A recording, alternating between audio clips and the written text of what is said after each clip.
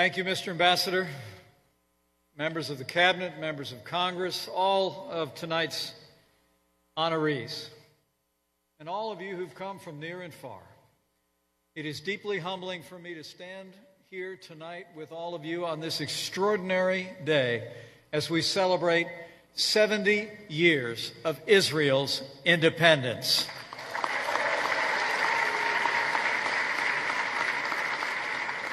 And I bring greetings and congratulations from a leader who has done more to bring our two countries closer together in a year than any president in the past 70 years. I bring greetings from the 45th President of the United States of America, President Donald Trump.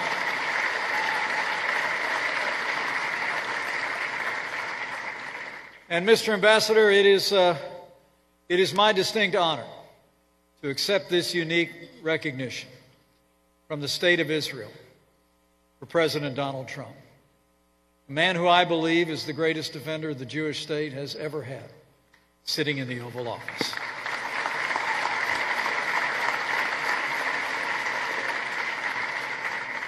I know the President is honored by this expression of the high esteem and great affection of the people of Israel, and I'll make sure that medal is on his desk first thing in the morning.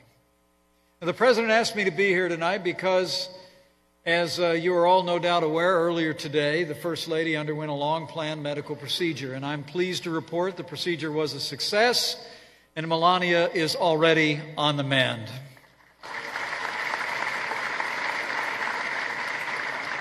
And I know I speak for people everywhere when I say Mrs. Trump is on our hearts. We're praying for her speedy and full recovery and look forward to her returning to her work, making a difference in the lives of our nation's children. As people across the country and this world have come to appreciate, Melania Trump is a remarkable woman, and the United States of America is blessed to have her as our First Lady. So get well soon, Melania. We gather here to celebrate nothing less than a miracle of history. The day when the Jewish people ended the longest exile of any people anywhere and reclaimed a Jewish future and rebuilt the Jewish state. As we look at Israel today, it's extraordinary to behold all the progress she's made and the example she sets. The truth is, today, the modern state of Israel is not just 70 years old. Israel is 70 years strong, and the world marvels at her strength.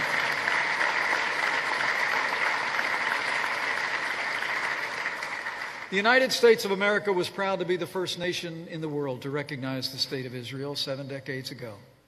And just as President Truman made history then, President Trump made history now. And thanks to the President's leadership, almost exactly 70 years to the minute from the rebirth of the Jewish state, the American Embassy officially opened in Jerusalem, the capital of the State of Israel, today.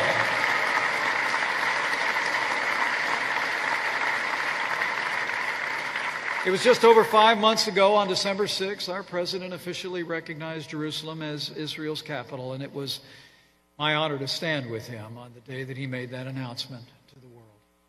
Today, that recognition became concrete reality.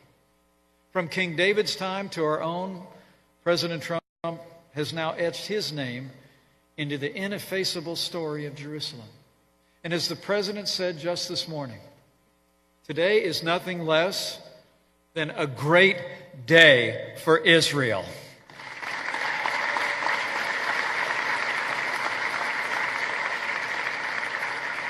And our administration was proud to send a remarkable delegation to mark this milestone, a delegation of 250 leaders in Congress, leaders from our administration, the President's daughter, Ivanka Trump, and his son-in-law, Jared Kushner.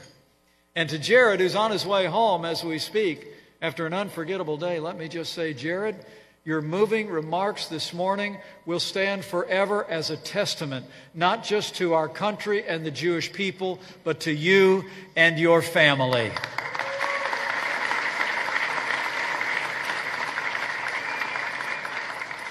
And as Jared said this morning, so I say now, what the world saw in high relief today is when President Donald Trump makes a promise, he keeps it.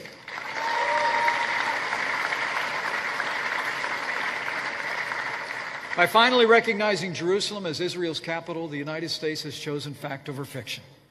And fact is the only true foundation for a just and lasting peace. As President Trump made clear this morning, our greatest hope is for peace. And as Jared also said, the United States of America is prepared to support a peace agreement in every way we can. We believe that peace is possible for both sides to gain more than they give, so that all people can live in peace, safe from danger, free from fear, and able to pursue their dreams. You know, Jerusalem is a city whose very name means peace.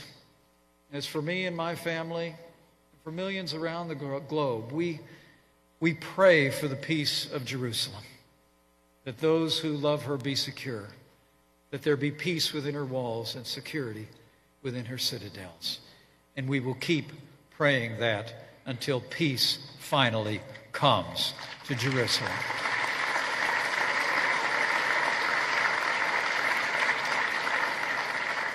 And while any peace will undoubtedly require compromise, you can know with confidence, under President Donald Trump, the United States of America will never compromise the safety and security of the State of Israel.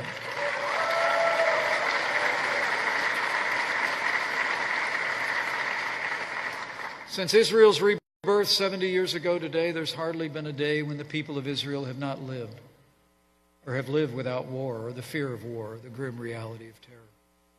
The United States and Israel have long stood together to confront the evil scourge of radical Islamic terrorism, and today we renew our pledge to stand shoulder to shoulder as we drive that menace from the face of this earth. As we demonstrated last week, the United States is once again leading the free world in standing up to the leading state sponsor of terror when President Trump withdrew America from the disastrous Iran nuclear deal.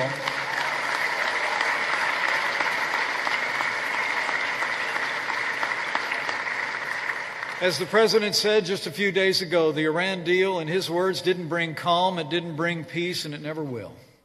In fact, Iran's unprecedented missile attacks on Israel last week only confirmed the President's decision. This dangerous act of aggression only strengthened our resolve. So today, let me assure you all, the United States of America will never allow Iran to obtain a nuclear weapon. That is our solemn promise to Israel and the world.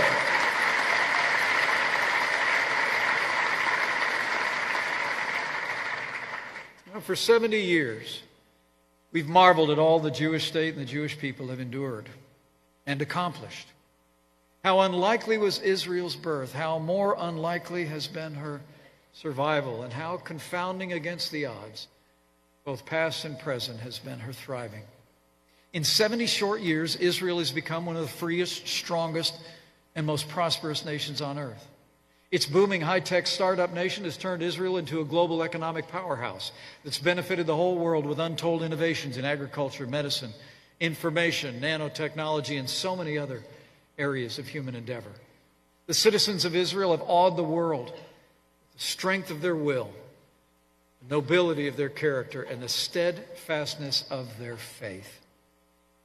They have, in a very real sense, over the past 70 years, turned the desert into a garden, sickness into health, scarcity into plenty, and despair into hope.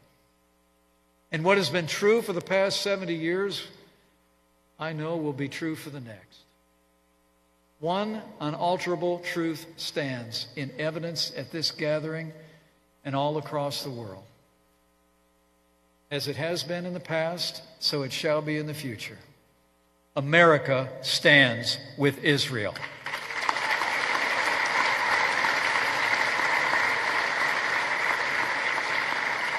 We stand with Israel because her cause is our cause.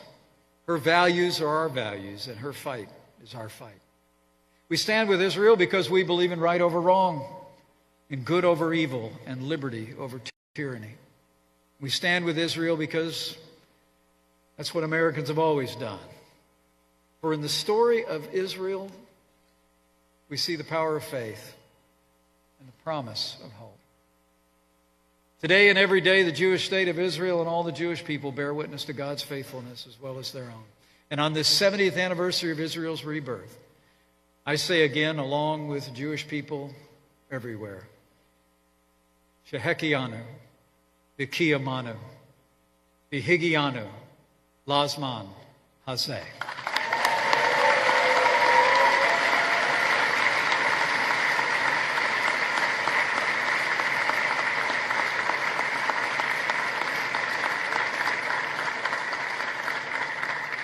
So thank you for giving me the honor of sharing this evening with you and accepting this well-deserved recognition from the state of Israel for President Donald Trump. And on behalf of the President and all the American people, on this big day for Israel, we say, Mazel Tov.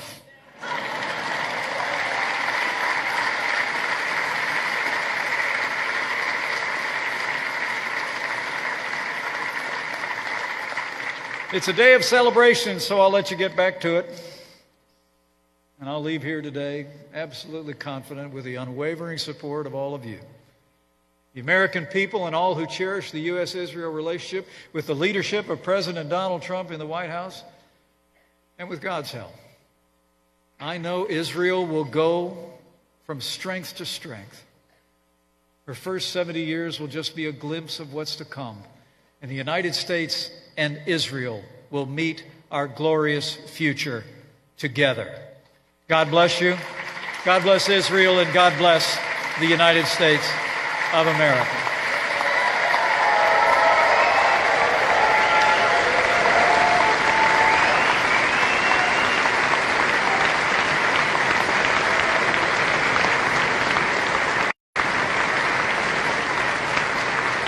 And now, singing the Star-Spangled Banner is Ayana Irish, and singing Israel's national anthem, Hatikvah, is Savan Arbel.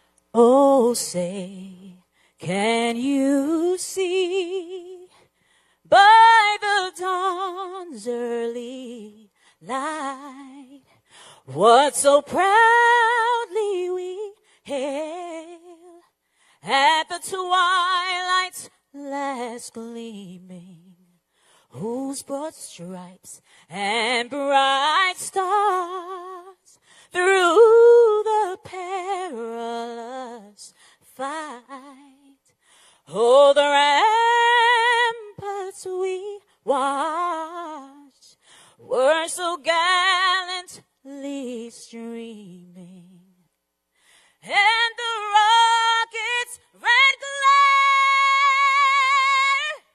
the bombs bursting in air, gave proof through the night that our flag was still there. Oh, say, does that star-spangled banner yet wave, wave?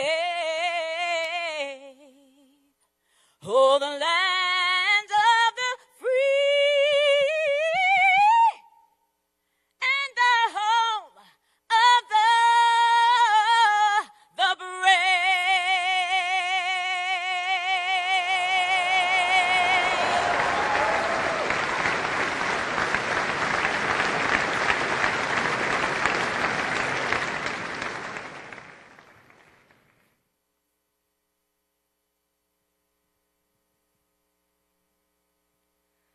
כל עוד בלבב פנימה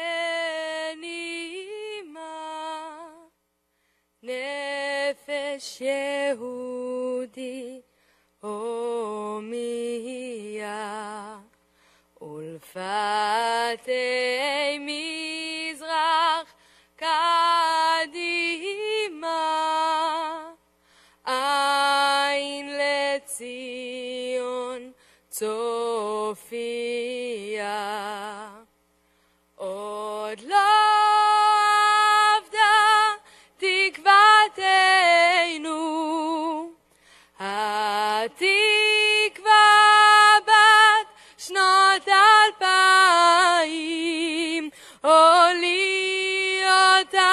חופשי בארצנו, ארץ ציון ירושלים. להיות עם חופשי בארצנו, ארץ ציון ירושלים.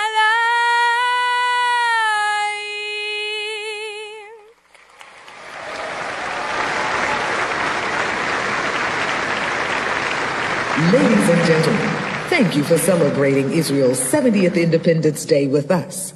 Enjoy the rest of your evening.